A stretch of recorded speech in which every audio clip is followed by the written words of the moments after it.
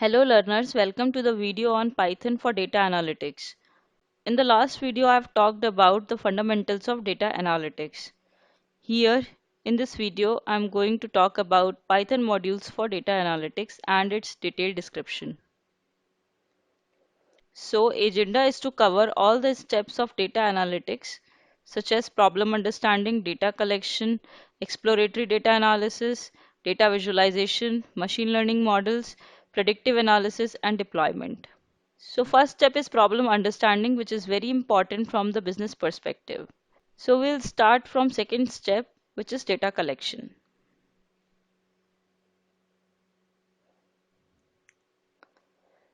Data collection can be done in two ways. One is manual, another one is electronic or digital. To collect data electronically or digitally, we use web scraping, which collects data from websites in structured formats like CSV, JSON, or XML. Some Python libraries such as Scrappy and Beautiful Soup are used for data collection. These modules can fetch data from HTML pages, APIs, and other resources. Second is exploratory data analysis. In this step, we do many data transformations. So this step unveils the properties of data. It is used for variable and data type identification, where we use dtype method provided by Pandas library. Also histograms, bar plots, count plots, probability density functions, count of unique values, null values, and filtering based on logical and or conditions are covered under univariate analysis. Whereas Voisin plot, box plot, scatter plots are included under bivariate analysis. Variable transformation includes min-max, standard scalar, log transformation, and also normalizations. We also do missing value treatment under exploratory data analysis, which include removing the rows and columns having missing values, or we can fill those spaces with mean, median, or mode imputations. Next is outlier treatment. Outliers are such data points which are far away from the rest of the data. These data points can drastically change the results of data analysis and statistical modeling. Hence, they can be treated with imputations, transforming and binning methods. Next one is correlation analysis. Pearson correlation is mostly used to measure the mutual relationship between two variables, and this is used generally under correlation analysis. So last step is dimensionality reduction. So we usually know two ways, such as principal component analysis and linear discriminative analysis, which are used to reduce the number of inputs in large datasets. The most used Python libraries are NumPy, SciPy, Pandas, sklearn, Pandas profiling, details, Sweetways, and Autoways. So in the next video, we are going to see the use of NumPy, SciPy, sklearn, Pandas, detail. Next is data visualization. Data visualization step uses graphical ways to understand data variations as charts and plots. These plots are useful in interpreting data in a more noticeable manner and help in finding outliers. They are also useful for feature engineering, cause-effect relationships, and many more. Bar plots, histograms, group bar plots, stacked bar plots, scatter plots, Voisin plots, pie charts, box plots, strip plot, swamp plot, tree map, heat map, waterfall plots, Gantt charts are few examples of plots and charts. And these are the Python libraries which are used for data visualization, where we will use Matplotlib, Seaborn in our next video. Other softwares like Tableau, Power BI are very important for data visualization and create very attractive and self-explanatory charts.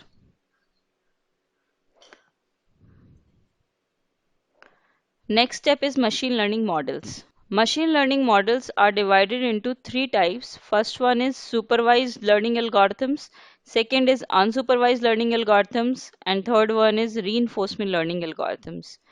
So supervised learning algorithms covers some ML models such as decision trees, SVM, random forest, naive-bayes classifiers, linear regression, logistic regression, etc. Whereas supervised learning algorithms covers k-means clustering, dimensionality reduction algorithms such as PCA, LDA, gradient boosting algorithms such as GBM, XGBoost, DB scan clustering, etc. Whereas third one is reinforcement learning algorithm, which has its own implementations in robotics and drones, where it is used for autonomous navigation, assembling cars, finding cracks and anomalies by utilizing deep reinforcement learning algorithms provided by OpenAI GIM. Some pre-trained neural network models are VGG16, ResNet 50, Inception v3, YOLO, and Zoo. These pre-trained models are used for efficient model building. Python libraries for easy implementations of machine learning models are scikit-learn, TensorFlow, Keras, OpenAI GIM, Azure Machine Learning Services, Google Colab, MXNet. So these are various frameworks and libraries which are used for creating machine learning models. Next is predictive analysis. Predictive analysis can be done by following ways. So first is classification model, next is clustering model, forecast model, outlier model, and time series model. Classification models are used for binary answers that mean yes or no. For example, if there is a mail in your mailbox, so a classification model can judge whether that email is a spam or not. Next one is clustering model, which finds patterns in the data and associate unseen data with one of the matching patterns. One of the examples of clustering model is, will the customer buy decorative items with furniture? So it focuses on associative buying recommendations. Next one is forecast model, which deals with metric value prediction. For example, how many customers will buy HP laptop next month? So it is based on metric value predictions. Next is outlier model. So this model is oriented around anomalous data entries within dataset. For example, it is used for finding anomalous data in transactions to identify frauds. Last is time series model, which works on sequence data by using time as the input parameter. For example, how much rainfall will happen in the coming week. So here time is one of the inputs. Predictive analysis can only happen after creating machine learning models or by using pre-trained machine learning models. So same set of Python libraries are used for this task. So last step is deployment, which we can study under these three steps. First one is data storage and retrieval. Second is frameworks and tooling. Third is feedback and iteration. So machine learning models need data for training purpose. If the data set is large enough, then data retrieval and processing is a tedious task. Hence, we need advanced techniques to handle such data sets.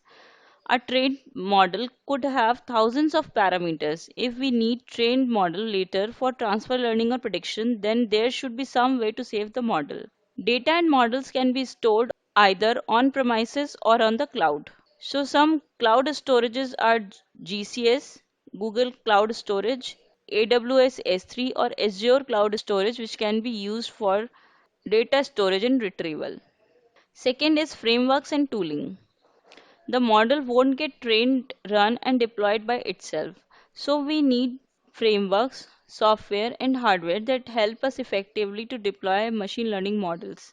These frameworks are TensorFlow, PyTorch, sklearn for training purpose.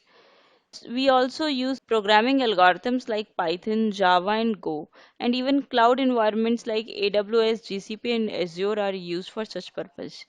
Even sometimes we need combination of frameworks and tools such as combination of React and Flask for query and data retrieval. Last is feedback and iteration. So machine learning models can never be static. Sometimes we have to answer questions like how do we get feedback from model in production? How do we set up continuous delivery? So getting feedback from a model in a production is very important. Actively tracking and monitoring model state can warn us in the cases of model performance, depreciation or decay, bias creeping, or even data skew and drift. This will ensure that such problems are quickly addressed before the end user notices them. So the softwares and the frameworks which are used for deployment are these. So Docker container React, Flask, AWS D3, Keras, TensorFlow, sklearn, Flask, PostgreSQL, Azure services.